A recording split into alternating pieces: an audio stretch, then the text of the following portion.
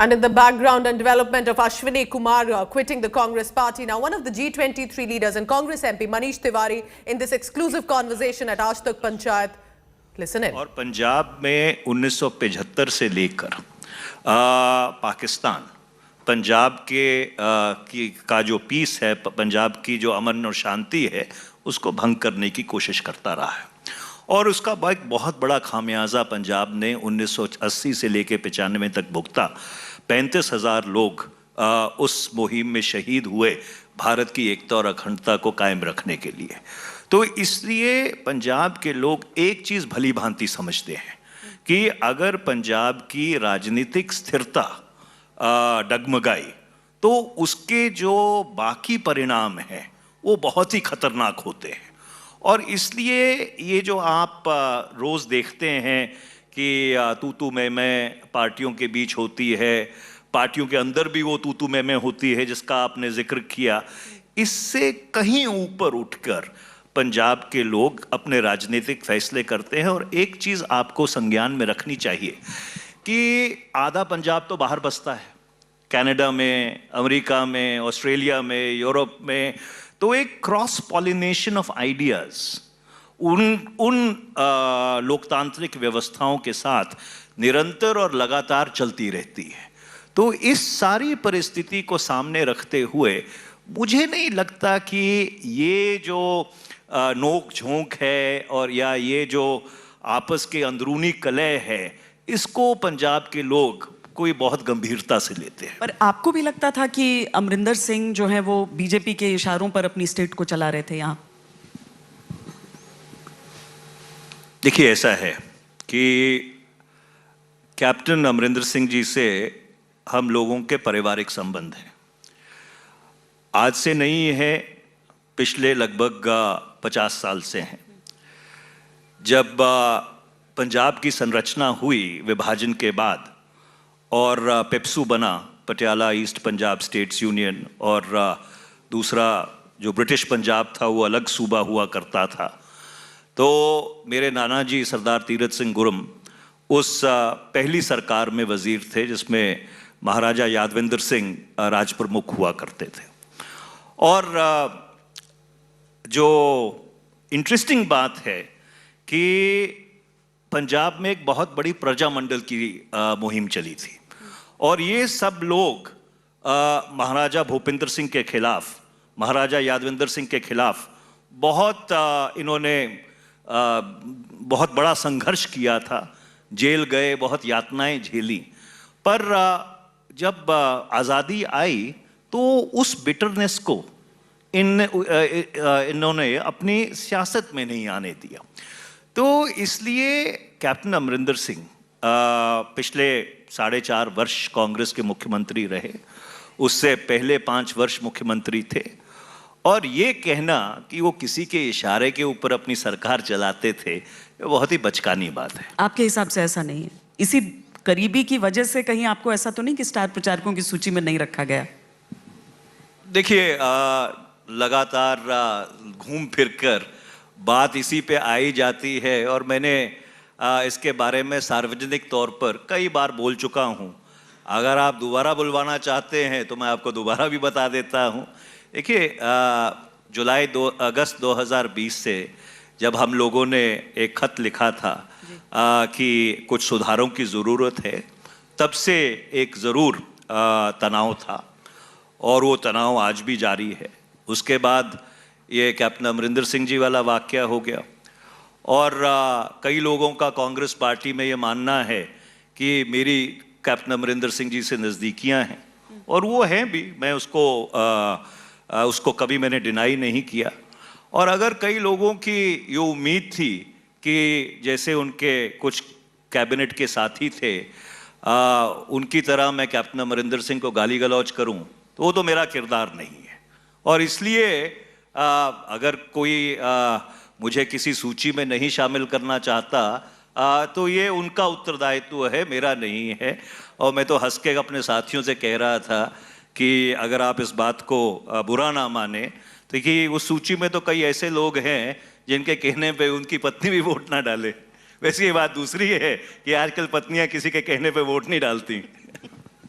नहीं, और ये सकारात्मक बदलाव है जिस वजह से महिलाओं के वोट बैंक को सारी पार्टियां देख रही हैं। लेकिन ये समझाइए, आज अश्विनी कुमार जी का भी इस्तीफा आया है और उन्होंने अपना इस्तीफा देते हुए लिखा कि having given my thoughtful consideration to the matter, I have concluded that the present circumstances and consistent with my dignity, I can best subserve larger national causes outside the party fold. 46 सालों का association कोई छोड़कर अगर जाता है और कहता है कि I am accordingly quitting the party after a long association of 46 years and hope to proactively pursue public causes inspired by the idea of transformative leadership based on the dignitarian promise of a liberal democracy envisioned by our freedom fighters. क्या कांग्रेस सकारात्मक आलोचना और विरोध के बीच का फर्क नहीं समझ रही है? देखिए, अश्विनी कुमार जी हमारे मित्र हैं और आज से नहीं है, बड़े वर्षों से हमारे मित्र रहे हैं। हमने यूपीए की सरकार में इकट्ठा काम भी किया है और मैं राहुल से हंस रहा था और सुप्रियो से कि जब हम लोगों ने ये खत लिखा था और एक सकारात्मक बदलाव की बात की थी, तो ये श्री अश्विनी कुमार जी ही थे जो रोज चलचित्र पर जाकर हमको सबसे ज़्यादा बुरा भला कहते थे। पर उसके बावजूद मेरा ये मानना है कि ये दुर्भाग्यपूर्ण है, क्योंकि अश्विनी कुमार जी का एक अपना व्यक्तित्व है और उन्होंने जो भारत का सार्वजनिक जीवन है उसमें ज़रूर एक योगदान डाला है। और अगर कोई छोटे से छोटा कार्यकर्ता भी कांग्रेस पार्टी छोड़ के जाता है, ज़रूर कांग्रेस पार्टी को उसका नुकसान होता है और हम लोगों को इसके ऊपर गहरी चिंता करनी चाहिए, क्योंकि ये चुनाव के बीच का समय है। मैं ज़्यादा इसके ऊपर विश्लेषण नहीं करना चाहता, पर ये इसके ऊपर चिंता करनी चाहिए कि अगर हमसे जुड़े हुए लोग, और मुझे भी आज 40 साल हो गए कांग्रेस पार्टी में, शायद अश्विनी कुमार जी ने मुझसे 5-6 साल ज़्यादा बिताए हों कांग्रेस में, अगर ऐसे लोग छोड़ के जाते हैं और उनका एक पिछोकड़ भी रहा है, जिसे पंजाबी में कहते हैं कि उनके जो सत्कारयोग पिताजी थे प्रबोध चंद्र जी, वो पंजाब विधानसभा के स्पीकर भी रहे हैं, तो अगर ऐसे लोग छोड़ के जाते हैं तो ज़रूर पार्टी को नुकसान होता है। एक बात होती है महत्वाकांक्षा के लिए छोड़कर जाना, दूसरी चीज़, अब जैसे मैं 2 राज्यों की ही तुलना अगर कर दूं, एक तरफ पंजाब देख लें जहां बीजेपी से आए हुए नवजोत सिंह सिद्धू पार्टी अध्यक्ष रहे, दूसरी तरफ मैं कांग्रेस को राजस्थान में अगर देख लूं जहां बीजेपी के, माफ कीजिए, कांग्रेस के ही सचिन पायलट जो बगावत तो करते हैं लेकिन कहते हैं मैं पार्टी नहीं छोड़ता हूं, उन्हें उप मुख्यमंत्री तक का पद से हटा दिया जाता है, प्रदेश अध्यक्ष तो छोड़ दीजिए। ये अप्रोच में कहां गलती आ रही है? श्वेता जी, ये आपने एक बहुत ही गंभीर सवाल उठाया है।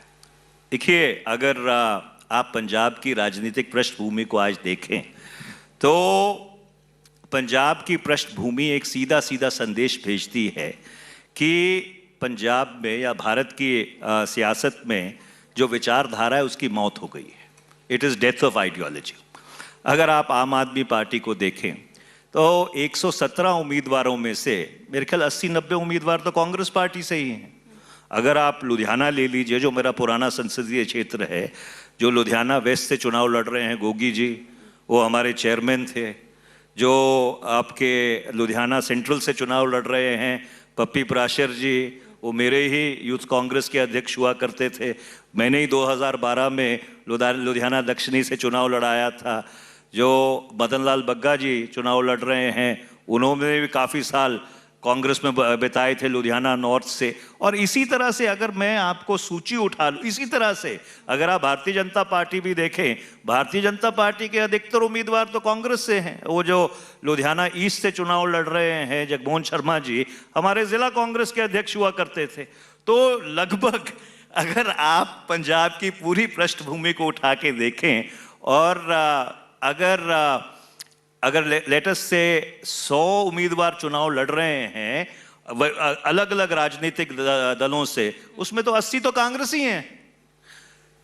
तो इसलिए पंजाब का जो ये चुनाव है, ये एक बड़ा अजीब और अद्भुत और विचित्र संदेश पूरे देश को भेज रहा है कि विचारधारा की तो बिल्कुल पूरी तरह से मृत्यु ही हो गई है। कोई विचारधारा नहीं है। सिर्फ मैं इसको महत्वाकांक्षा भी नहीं कहूँगा, मैं इसको अवसरवाद भी नहीं कहूँगा। मुझे ऐसा लगता है कि हर व्यक्ति अपने इंटरेस्ट के मुताबिक जो उसको सूट करता है वहाँ पे फिट हो जाता है। नहीं, आप कांग्रेस पार्टी के अंदर की बात को कह रहे हैं कि लोग नोक झोंक के तौर पर देख रहे हैं अगर सिद्धू और चन्नी हो गए। लेकिन अगर सुनील जाखड़ ये कहते हैं कि मैं इसीलिए साइडलाइन किया जा रहा हूं क्योंकि मैं एक हिंदू हूं, तो ये तो समस्याएं बढ़ाती है ना। आप इकलौते हिंदू सांसद निकल कर आए यहां से, श्री आनंदपुर साहिब से, यानी कि जगह तो सबकी है ना, जो काम करेगा उसकी। देखिए, श्री सुनील जाखड़ जी का जो बयान है वो बहुत ही दुर्भाग्यपूर्ण है और मैं इस बात को सार्वजनिक तौर पर कई बार कह चुका हूँ। देखिए, पंजाब में हिंदू और सिख का कोई फर्क नहीं है। पंजाब की जो पृष्ठभूमि है कि उसका मूलभूत आधार ये है कि मानस की जात सबे एक पहचान। पंजाब की जो पृष्ठभूमि है उसका मूलभूत आधार ये है कि नानक नाम फकीर, हिंदू का गुरु, मुसलमान का पीर। ये पंजाब की पृष्ठभूमि है। पंजाब में जो हिंदू और सिख की बात करता है वो पंजाब की राजनीतिक स्थिरता का सबसे बड़ा दुश्मन है और सीधा सीधा आईएसआई के हाथों में खेलता है। और मैंने सार्वजनिक तौर पर यह बात कही है कि ये अगर हिंदू और सिख की बात होती पंजाब में तो मैं श्री आनंदपुर साहब से सांसद ना होता, जहां पे 13 अप्रैल 1699 को आपके गुरु गोबिंद सिंह जी महाराज ने खालसा पंथ की संरचना की थी। मोहम्मद सदीक फरीदकोट से सांसद ना होते, जहां पे सिख धर्म से जुड़े हुए ऐसे बहुत महत्वपूर्ण रिलीजियस प्लेसेस हैं। तो पंजाब में अगर हिंदू सिख की कोई बात करता है या कोई जात पात की बात करता है, इससे बड़ा पंजाब का कोई नुकसान नहीं हो सकता। और मैंने ये बात सार्वजनिक तौर पे कही है कि सितंबर 2021 में चरणजीत सिंह चन्नी जी को मुख्यमंत्री बनाया गया।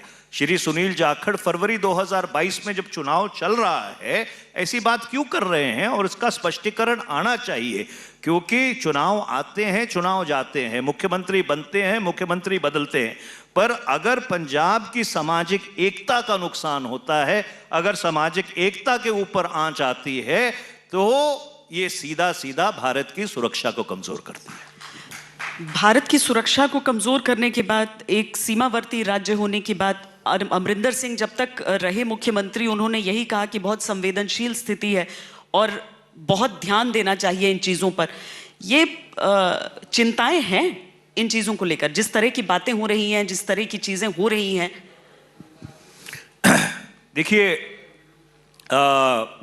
क्योंकि मैं कुछ थोड़ा बहुत सामरिक मामलों के ऊपर लिखता पढ़ता रहता हूँ, अभी एक किताब लिखी है मैंने, और मेरा ये मानना है कि 1971 में जब हमने पाकिस्तान का विभाजन किया और बांग्लादेश की संरचना की, उसके बाद पाकिस्तान ने एक रणनीति को अंजाम दिया कि we will bleed India with 1000 cuts.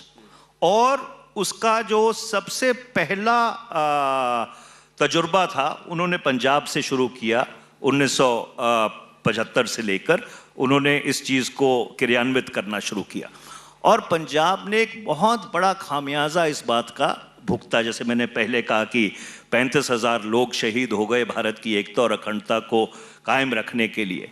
और मैं आपको बताना चाहता हूं कि वर्ष 2008 में मैं लंदन में एक सिक्योरिटी कॉन्फ्रेंस में था, तो एक पूर्व डीजी आईएसआई के मेरे साथ उस पैनल के ऊपर थे और उसके बाद जब हमने बातचीत की तो मेरे को कहने लगे कि हमारा जो सबसे बड़ा लेसन था कि हमारा जो मंसूबा था वो क्यों विफल हो गया, जो पाकिस्तान समर्थित आतंकवाद था वो क्यों कामयाब नहीं हो पाया, ये हमारा सबसे बड़ा लेसन लर्न थी कि हम जो हिंदू और सिख के बीच में एकता है, जो 9 मास का साथ है, जो भाईचारा है, हम उसको नहीं तोड़ पाए।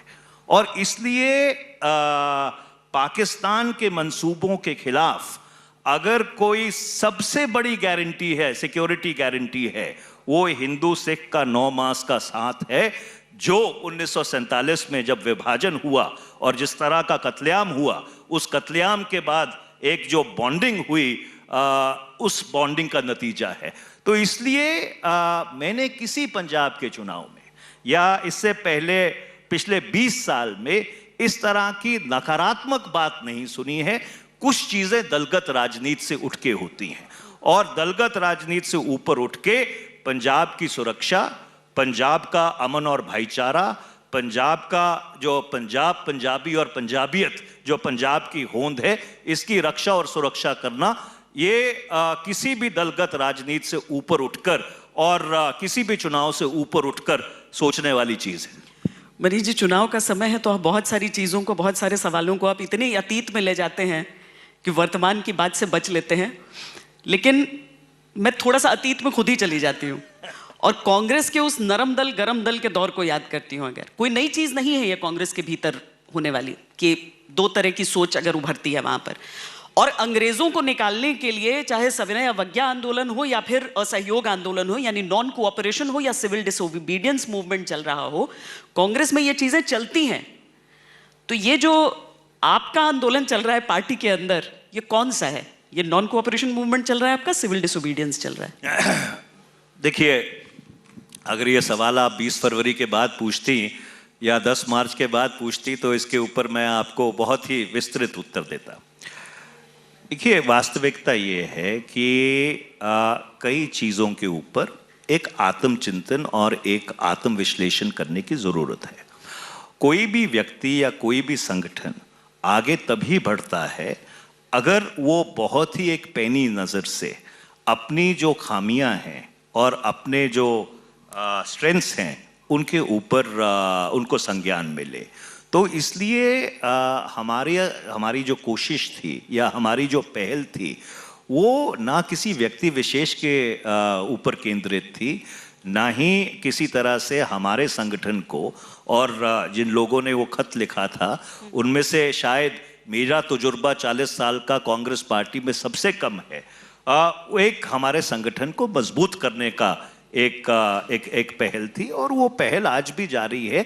हमारा ये मानना है कि कांग्रेस जो एक सेंट्रिस्ट पार्टी है, वो एक सेंट्रिस्ट पार्टी इस देश के लोकतंत्र के लिए, इस देश की जमहूरियत के लिए बहुत ज़रूरी है। और एक सुदृढ़ कांग्रेस, एक सशक्त कांग्रेस, एक शक्तिशाली कांग्रेस इस देश के लोकतंत्र का संतुलन बरकरार रखने के लिए बहुत आवश्यक है। ये उसका अभिप्राय है। पर आकलन करने वाले तो ये कहते हैं कि मनीष तिवारी तो बस अब छोड़े कि तब छोड़े कांग्रेस। ऐसे 40 साल तो हो गए।